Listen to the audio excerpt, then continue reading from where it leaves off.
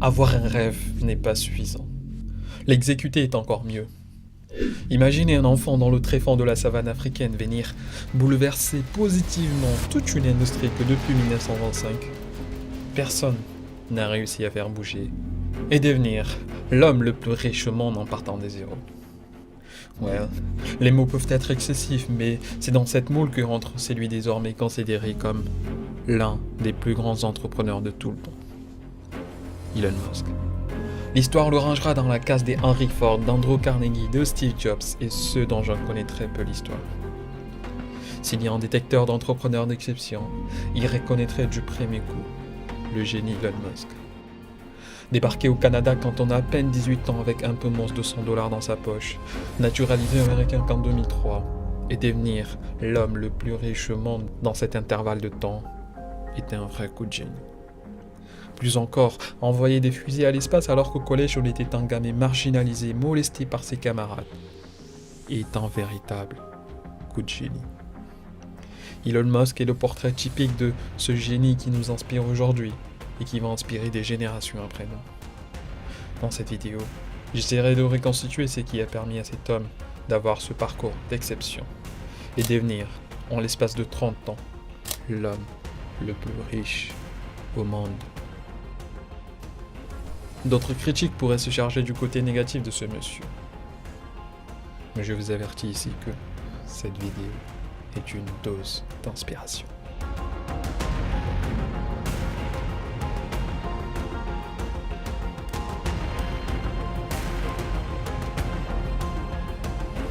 Elon Musk, jusqu'à ses 17 ans, était encore sud-africain. Il est né en 1971 et avait une enfance assez nerd. Il devrait très vite apprendre à faire face à ceux qui l'intimidaient et l'agressaient à l'école. Un jour, alors qu'il était avec son frère pendant une récréation, un groupe d'enfants terribles venait le tabasser à tel point que Musk était tombé inconscient. Il pissait du sang. C'était comme il sortait d'un match de boxe. Il a fallu le ramener à l'hôpital. Sa famille, faut le dire, était plus que modeste et vivait une vie tranquille en Afrique du Sud, précisément à Pretoria, dans une grande maison. Son père était rude avec lui, mais il ne manquait pas de l'acheter des livres. Le meilleur cadeau qu'il lui a fait était de l'acheter un ordinateur. Il avait appris à coder très jeune et à l'âge de 12 ans, Elon Musk avait écrit son premier code pour un jeu vidéo sci-fi appelé Blaster. C'était pas quelque chose de très shiny, mais assez captivant de la part d'un enfant de 12 ans. Un magazine était intéressé par le code et Elon publia le code pour 500 $. C'était sa toute première aventure entrepreneuriale. Début très prometteur de la part d'un enfant de 12 ans. Peu après, quand il eut 14 ans, une véritable crise existentielle le frappa. Musk voulait savoir plus sur la vie et s'est retourné pour se faire vers des textes philosophiques et précisément le guide du voyageur galactique écrit par Douglas Adams. Ce livre l'avait appris très tôt que, pour apprendre ce qu'est la conscience humaine, il faut d'abord apprendre à se poser les vraies questions. Et quand vous posez les véritables questions, alors les réponses seront plutôt faciles. Il lisait apparemment beaucoup et allait même jusqu'à lire 10 heures par jour et finir 2 livres pendant le week-end. Sa mère disait qu'il était toujours occupé continuellement dans son cerveau et était absent quand quelqu'un l'adressait la parole. Peut-être un signe de surdoué. Qui le savait bien à l'époque. Quand il a fini de lire tous ses livres, il va soit dans la bibliothèque des voisins ou encore va convaincre son libraire de ramener plus de nouveaux livres. Le comble de sa passion pour la lecture était le jour où il avait lu toute une encyclopédie et arrivé à la conclusion qu'on ne saura jamais ce qu'on ne sait pas et qu'il y a plein de trucs dans ce monde qu'on ne sait pas encore. La lecture était peut-être pour lui un moyen d'échapper à son monde extérieur qui n'était pas du meilleur goût. Ses ambitions dépassaient les frontières de l'Afrique du Sud et il ne voulait rien avoir avec le régime de l'apartheid de l'époque qui, de par ses exactions, le forçait à un service militaire obligatoire. L'aventure américaine le tentait et les États-Unis étaient pour lui la terre des entrepreneurs de type fou où tous les rêves audacieux pouvaient prendre vie. Il le fait publiquement savoir que, s'il était ailleurs qu'aux États-Unis, il aurait difficilement, voire même pas du tout accompli ce qu'il a fait aujourd'hui. I remember thinking and saying that America is where great things are possible, more than any other country in the world. It's a little cliche, but it's true. America is the land of opportunity. À 17 ans, Elon Musk s'envole pour le Canada, qui sera sa passerelle pour les États-Unis. Son arrivée au Canada n'était pas du meilleur accueil. Un oncle devrait l'accueillir et l'héberger. Quand Elon essayait de l'appeler via un payphone, l'oncle n'était plus au Canada et avait déménagé aux États-Unis. Là, le jeune homme n'avait nulle part où aller. Il prit un auberge de jeunes pendant un temps avant de rechercher ses cousins maternels qui étaient déjà installés aux États-Unis. Il prit un bus et traversa tout le Canada pour aller les rejoindre. Il resta avec eux 1 an et jusqu'à ses 18 ans, il enchaînait les petits boulots. 1 an après son arrivée au Canada, il s'inscrit au Queen University of Ontario pour des études supérieures. L'épisode Canada n'est pas aussi inspirant que l'épisode US. Mais c'est au Canada qu'il a commencé à forger son intérêt pour l'énergie alternative et précisément l'énergie solaire. C'est aussi au Canada qu'il avait rencontré sa compagne de longue date, Justine Wilson. Après 2 ans passés au Queen University, Musk trouva une bourse d'études aux États-Unis, à l'université de Pennsylvanie. Là-bas, il trouva des gens qui pensent comme lui. Ils appréhendaient le monde à partir de la physique. Il parlait physique partout où il allait. Sa vision pour l'énergie solaire s'affine et écrit un jour un article sur ce sujet. L'article commençait par cette maxime. Demain, le soleil se lèvera. Il développa sa passion pour Internet, les énergies renouvelables et l'espace et commençait à réfléchir à ce qu'il veut faire après l'université. Il dit, je cite, qu'il aimait les jeux vidéo et voulait être un programmeur jeux vidéo. Mais malheureusement dans ce domaine, ce qu'il fera aura peu d'impact sur le monde. Il devrait prendre d'autres considérations qui auront des véritables impacts sur le monde. Pendant l'été 1994, il enchaînait des stages à la Silicon Valley en Californie. Il trouva la Silicon Valley comme l'endroit idéal pour ses ambitions. Lui et son frère, qu'il avait rejoint quand il était au Canada, voulaient entreprendre leur première œuvre.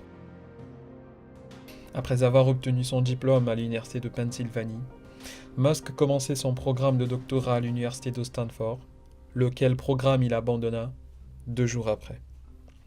Pendant un stage en 1995, il eut l'idée d'esquisser à sa première start-up qui revendrait plus tard pour 300 millions de dollars. Zip2. Zip2 était une forme immature de Google Maps actuelle et Yelp. Il permettait à ses utilisateurs de rechercher par exemple un restaurant et trouver un itinéraire pour les mener à ces restaurants. On était en 1995 et il n'y avait que Page Jaune qui proposait des services très rudimentaires. Pour arriver au bout de leur projet, Elon et son frère avaient loué un petit appartement, un studio d'à peu près 20 mètres carrés. Il avait lui-même écrit l'essentiel du code des Zip2 et son frère faisait du porte-à-porte pour trouver des nouveaux clients. Leur père les a donné 28 000 $ pour les aider à concrétiser leur projet. Ils dormaient, travaillaient, vivaient dans le studio. C'est là où Elon Musk a commencé cette habitude de travailler 100 heures par semaine, qui est sa marque de fabrique. All right, last question. 3 pieces of advice to entrepreneurs. What are your 3 pieces? I'm an entrepreneur, so you can share them with me. Okay, but What would I think certainly being focused on something that you're confident will have high value to someone else, and just being really rigorous in making that assessment. I think certainly extremely tenacious, and then just work like hell. I mean, you just have to put in, 80 to 100-hour weeks every week. Great. I mean, if other people are putting in 40-hour work weeks and you're putting in 100-hour work weeks, then even if you're doing the same thing, you know that you will achieve in 4 months what it takes them a year to achieve. L'entreprise avait un site, totalinfo.com, et avait trouvé ses premiers potentiels clients.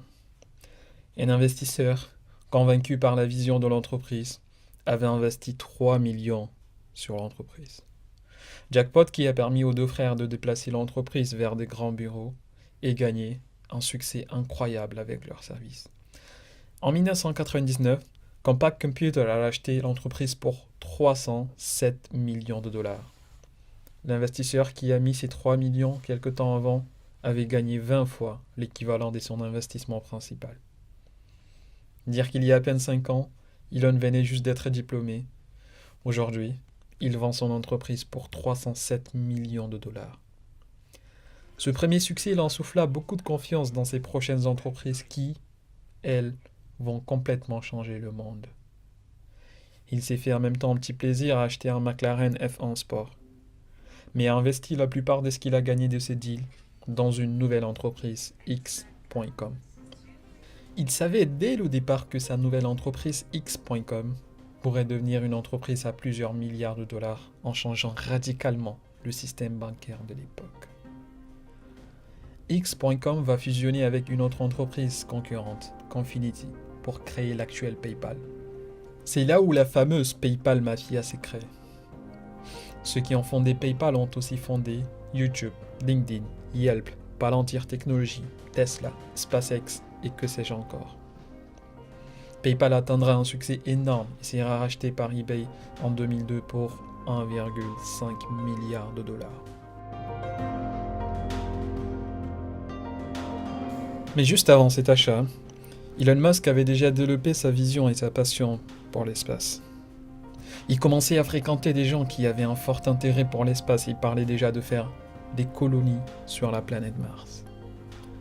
Pour arriver à bout de cette vision, il faut avoir des fusées et revigorer la passion pour l'espace parce que depuis le programme Apollo, la passion pour l'espace n'avait pas suscité des grands intérêts. Qu'est-ce qu'il faut faire ? Il avait des millions de dollars en cash et des projets de folie. Première étape, il partit pour la Russie pour acheter des fusées moins chères qui coûteraient un peu moins de 20 millions de dollars. Les Russes l'avaient accordé moins de sérieux. De plus, le prix de leurs fusées était exorbitant. Elon arrivait à la conclusion qu'il pourrait lui-même fabriquer ses propres fusées. Projet encore plus fou. L'idée se solda avec ce qu'on connaît aujourd'hui sous le nom de SpaceX, qui dispose de contrats de plusieurs milliards de dollars avec la NASA et envoie régulièrement des satellites pour les pays, tels le satellite pour la Malaisie en 2007. Aujourd'hui, SpaceX dépasse la valeur de 100 milliards de dollars, sans même ouvrir son capital au public.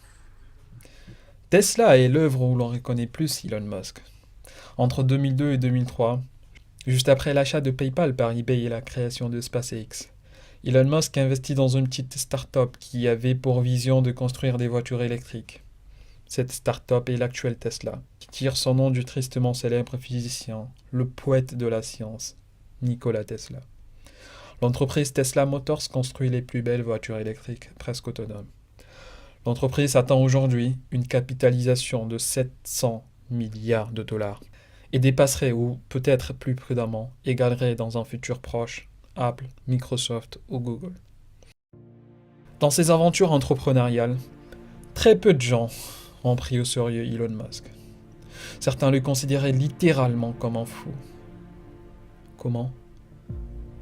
Tu veux, toi, Elon Musk, construire une fusée qui envoie des hommes à l'espace ? Personne n'a jamais fait ça. Investis ton argent ailleurs. Toi, Elon Musk, tu veux construire des voitures 100% électriques qui vont de 0 à 100 km/h en moins de 2 secondes et qui peuvent se conduire toutes seules ? Arrête avec ces idées idiotes. Parmi ces critiques figurait même un candidat aux élections américaines de 2008, Mitt Romney, battu par Barack Obama, qui qualifiait publiquement l'entreprise de loser.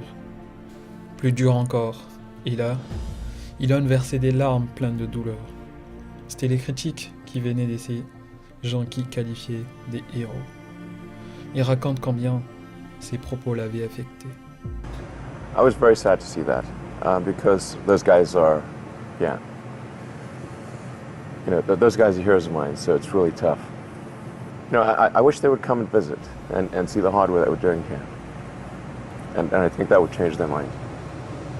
They inspired you to do this, didn't they? Yes. And to see them casting stones in your direction. It's difficult. Dire qu'en 1992, un jeune homme débarquait aux États-Unis, juste avec un rêve, une ambition folle. Aujourd'hui, ce jeune homme est l'homme le plus riche au monde, avec une fortune de plus de 180 milliards de dollars. Peu importe ce que les autres peuvent dire sur vous, sur ce que vous faites. Continuez de croire profondément en vous, en vos capacités, en vos convictions. Et l'avenir jugera.